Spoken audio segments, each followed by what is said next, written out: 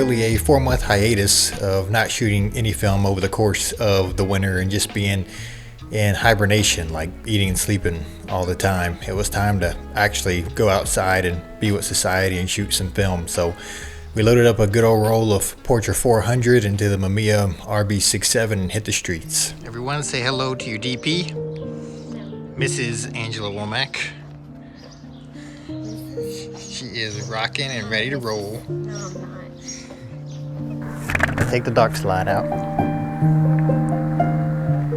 I like this composition. You can see kind of both streets with the mosque in the middle. Looks really cool. We're gonna try this one for the first one.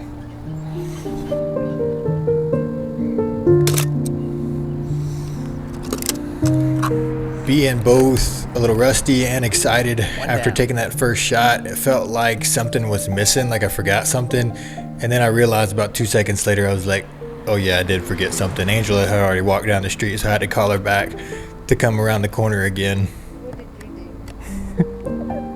I didn't meter the light or anything. I guess I was too excited.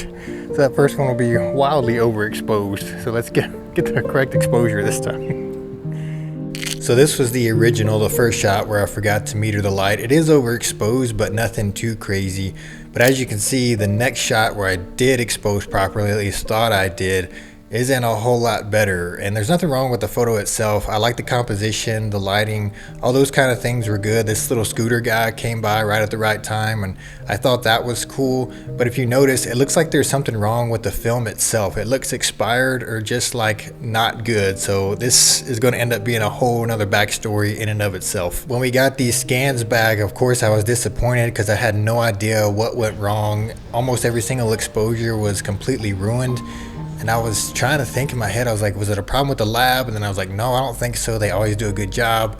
And then it dawned on me after thinking about it for a little while that I had brought this film in checked luggage when we flew back from the States to here the last time that we came.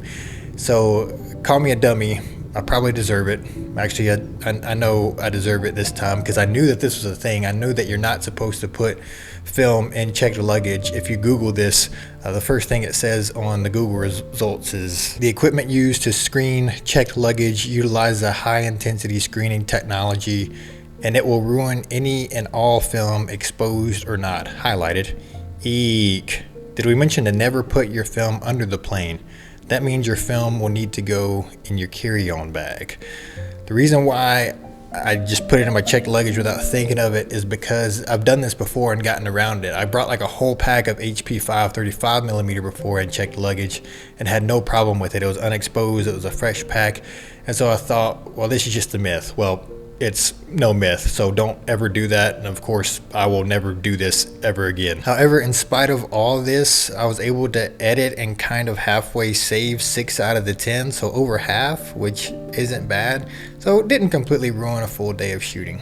I think I want to get a more detailed close-up shot. It's backlit. The sun is shining right behind it though. I think I might go a little bit more side lit. That looks good right there.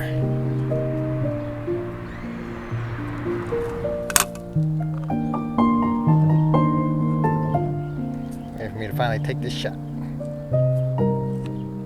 3, 2, 1. Got it. Okay, I don't know if you caught that right there, but if we replay it, you can see that the film didn't advance for whatever reason. The wheel just didn't want to go, which means that that shot and the next one would be a double exposure, which means it would be 2 images combined into one. This was a style that was used like way back in the day when people did this on purpose as a creative choice when film was the only medium that was shot. For me, this wasn't on purpose. This wasn't a creative choice. This was an accident that happened. But that shot combined with the next one actually turned out to be pretty cool. The colors and the way that the flowers kind of follow the tree line and don't even go outside of that, it just kind of makes a cool little double exposure that was done completely by accident. So this is we're already up to mistake like number 4 already. I don't know. The first one was at this time. Look at my hair, dude. Like I definitely needed a fresh cut at this point in time. So we're just gonna chalk this up as just not a total L, but I mean pretty close. 1, 2, 3.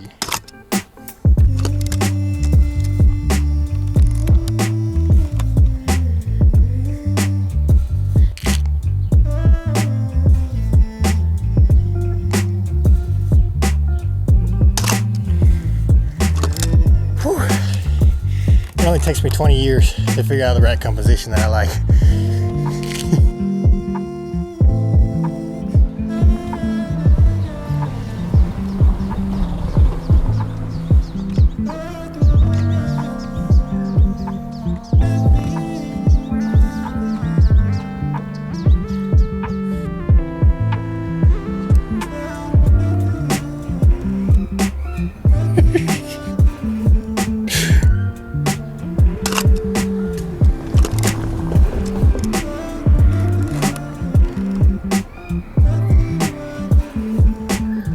This was probably the closest that we got to those good old portrait colors. You have a nice teal sky that rendered out well, deep greens.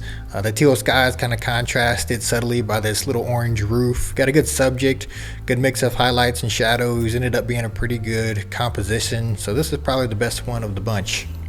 No, not yet.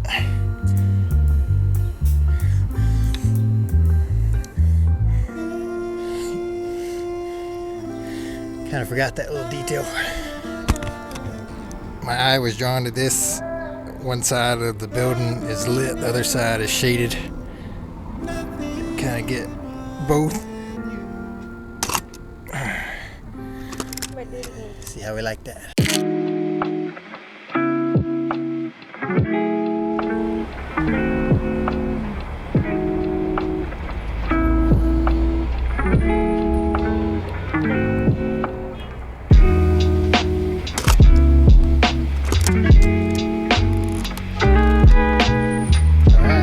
General rule of thumb in photography is that the best views don't always make the best photos. I think this is why a lot of times when you go on vacation and you take pictures of really pretty views and then you go and show them to your friends, you're like, man, the pictures just don't do it justice. That's because this is kind of just a general rule in photography. I'm not really sure why that is. I think the biggest problem for me is when you try to take these landscapes, it's really hard to identify a single subject. Nothing really stands out. So I think that might be a big reason why, especially for me it is. That's what I always think. I'm like, I don't know what to point my camera at to make it look good. But these last three images were a total wash. There was no saving these. I'm going to show them to you anyway, but as soon as we took this picture of this pretty view on top of a hill, turned around and we met this guy named Ibrahim. Really nice, really cool guy. He sells tea where you can look out at the view and drink your tea.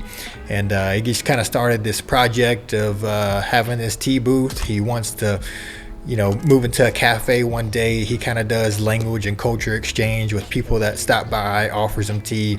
He gave us these first couple of cups for free, just being hospitable towards us. And so that was a really cool interaction. He saw our cameras and he was like, take a picture of me, take a picture of me. So a lot of times I'm kind of self-conscious when it comes to taking pictures of people that I don't know, but when someone offers to photograph them, then I want to take full advantage of it. I try to take two portraits. I think they might have would have came out good if it weren't for me carrying this film on checked luggage and ruining the film completely. So we can dream about what these would have looked like. Hello كتير.